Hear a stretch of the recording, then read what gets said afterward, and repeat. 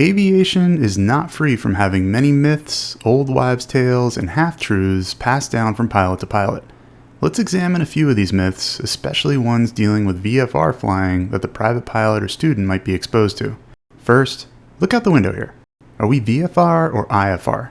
We can't see the ground as it's covered by clouds, but in truth, we could be flying VFR right now, legally speaking. This is called VFR over the top, where we're over a cloud layer flying VFR, not to be confused with VFR on top, which is an IFR clearance to operate above the clouds.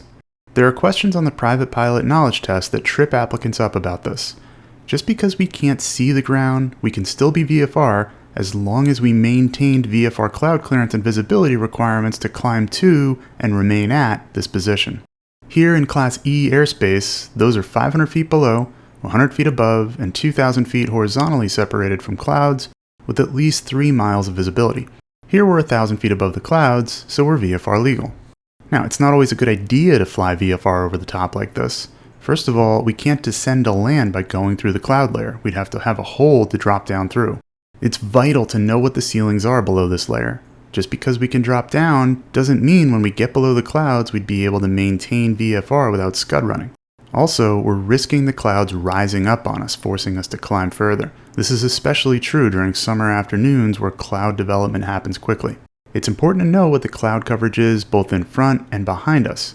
We don't want to get stuck on top where we have to burn precious fuel to find an area where we can descend VFR. Only maintain VFR over the top after doing some careful planning and have an alternate course of action.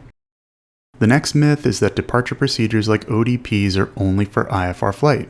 While procedures like this are designed specifically for the IFR environment, it's often important to have a look at them even if you're flying VFR. Here, we're taking off from South Lake Tahoe, California at night.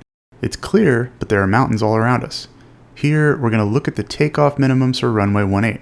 Now, if you're not familiar with reading through these since you're a VFR-only pilot, pay attention to the climb gradients. It mentions with standard takeoff minimums, which means at least 1 statute mile of visibility, we should be doing at least 810 feet per nautical mile. If the weather's good enough to give us at least 1,600 foot ceilings and 3 miles of visibility, the climb gradient requirement is relaxed to just 765 feet per nautical mile.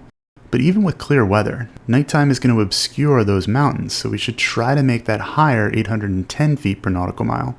We need to consult our performance charts to see if that climb gradient is even possible.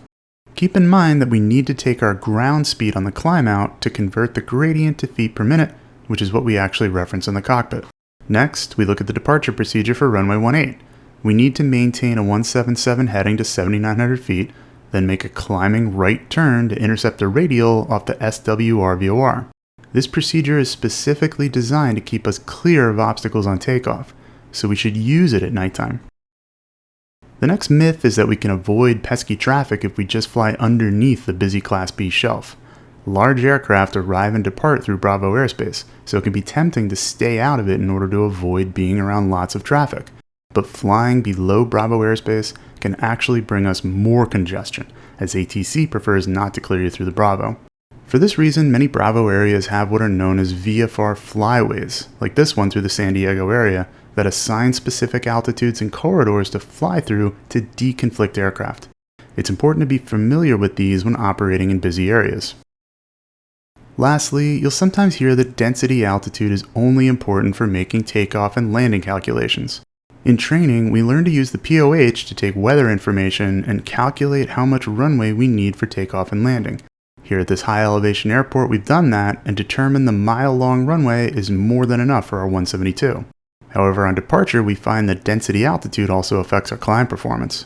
We may not have the power to outclimb this terrain. We can make turns to avoid obstacles, but do we really want to stay this close to the ground for this long, just in case we have a problem?